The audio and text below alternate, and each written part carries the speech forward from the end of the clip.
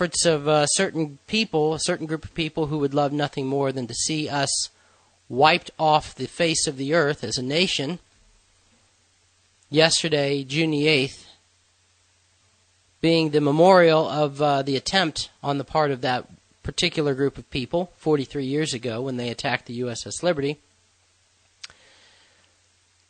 Ladies and gentlemen, I have an interesting news story here that I'm going to talk about before I bring up my co-host and my guest that I would like you all to listen to very carefully. This appears on Ynet, which is Israel's biggest online news service, at least it was the last time I checked. Title of the news story is, Israel may have ordered Kurdish terror attack. Turkish authorities are accusing Israel of ordering a terror attack carried out by Kurdish rebels on the same day that the Israeli Navy raided a Turkish-owned Gaza-bound ship last week in revenge for Turkey's involvement in the incident, Turkish newspaper Zaman reported Sunday. 7 Turkish soldiers were killed in Monday's attack, which took place at a Turkish Navy base in the southern city of Iskenderun. It occurred several hours after the IDF raid on the Marmara vessel that left 9 activists killed. According to the report published by one of Turkey's most important newspapers, Ankara's intelligence services are looking into the possibility that the Kurdish PKK attack was, quote, ordered by Israel's secret services, which sought to convey a message to the Turkish leadership. Head of the International Institute for Strategic Studies in Ankara told the newspaper that several Israeli organizations were suspected of cooperating with the Kurdish rebels' Iranian arm. He said that, quote, the fear of a connection between the two organizations is much deeper than simply some conspiracy theory, claiming that, quote, a number of former Mossad officials and Israeli army officers trained the Kurdish organization fighters in northern Iraq. The man added that another sign increasing the suspicion of Israeli involvement was that on the day of the deadly Navy raid against the Gaza Flotilla, the rebels suddenly announced that they were ending the ceasefire with Turkey. Quote, the same terrorists were trained by Israeli intelligence officers and trained to infiltrate the cities in the best way possible. The Israeli government is trying to present the Turkish leadership as radical and close to Hamas in order to influence global public opinion. The Kurdish rebels are Israel's subcontractors, unquote. The newspaper added that Turkish Interior Minister Bashir Atali said during a press conference after the attack that his people were, quote, working hard to find out what happened at the military base, unquote, a statement which, according to the newspaper, implied that Israel may have been involved. Now, as I said, ladies and gentlemen, this appeared on Israel's biggest online news source, Ynet.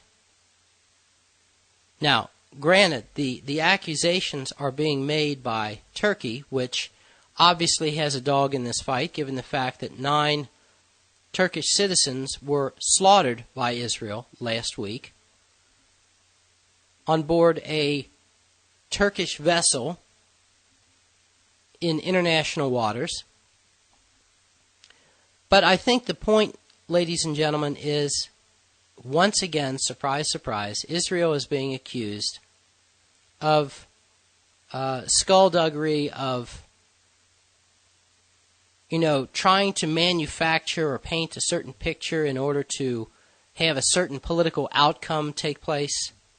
How many millions of times, ladies and gentlemen, has something like what I just described here with the murder of these 7 Turkish soldiers on a Turkish Navy base by supposedly Kurdish rebels, how many millions of times, and I'm not being dramatic when I use the word millions, how many millions of times has this happened? And Israel has been the one behind it. That is one of the topics that we are going to be discussing today. I am joined by my very good friend and co-host, Phil Tourney, survivor of one of Israel's flubbed false flag attacks, meaning the attack on his ship, the USS Liberty. And we are also joined by a very special guest. We're going to keep him a secret here for just another minute, ladies and gentlemen. I never thought personally that we would get this person back on the show because his last appearance here really started a fire out there that had him hiding under the sheets for a couple of weeks. But anyway, nevertheless, I'm going to go ahead and bring my very good friend Phil Tourney. Phil Tourney, are you there? I am. Thank you, Mike. Mark. I was thinking of somebody else, obviously. But it's good to be back on the show with you. It's been a somber day, yesterday and everything. But, as long as we keep on working and trying to get the truth out is what keeps me going. Mm-hmm. And it's inspirational. But I do want to say one thing, Mark. You said 9 people were killed aboard that ship, which they were, but one was an American citizen, mm-hmm. No less, that obviously, in my opinion, for no other reason than being American and carrying an American passport, was shot in the chest one time, and then not shot and shot in the head, not once, twice, but 3 times, but only 4 times in the head. Now, did this guy get up after the first shot and pick up a broomstick and try to defend himself? I doubt it. Mm-hmm. How about the second shot? I doubt it. So he was executed. Let's face it. This man was executed by the state of Israel and got by with it. And the Turks have a very valid reason to be mad. Mm-hmm. Now, we know that the original Corps just got towed into port. Now, these other ships that have been towed into port, the same way, mm-hmm. No violence, nobody killed, and families ruined, young men and women hurt or killed. But no, they chose the violent route, and I think partly because of what they did to the USS Liberty, they got by with it, figured they could get by with anything, and that is my view of it. I think Israel can and will get by with anything. Mm-hmm. As long as Uncle Sam keeps on giving them the green light. And I think it could be possibly tomorrow, they could tell Uncle Sam to stick it where the sun doesn't shine and continue on their own mm-hmm. and do exactly what they're doing now, because they aren't listening to the world opinion. And of course, the United States hasn't given them any indication to stop, which I wish they would. But we're in tough times, guys. We're fighting 2 wars for the state of Israel. Body bags are coming home. People are wounded terribly. They're trying to get us in another war.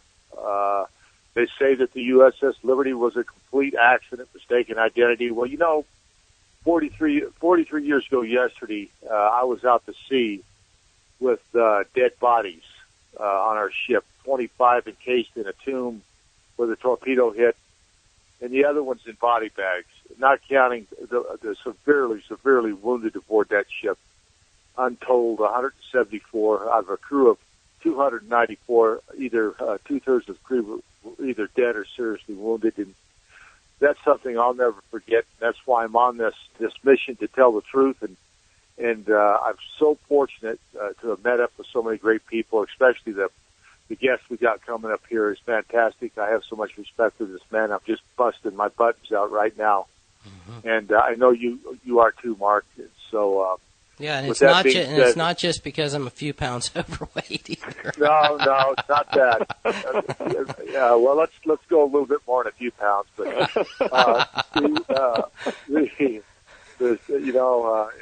we all have to laugh sometime. But this is a very serious show, and we got a very serious, talented man here that's going to give you the scoop.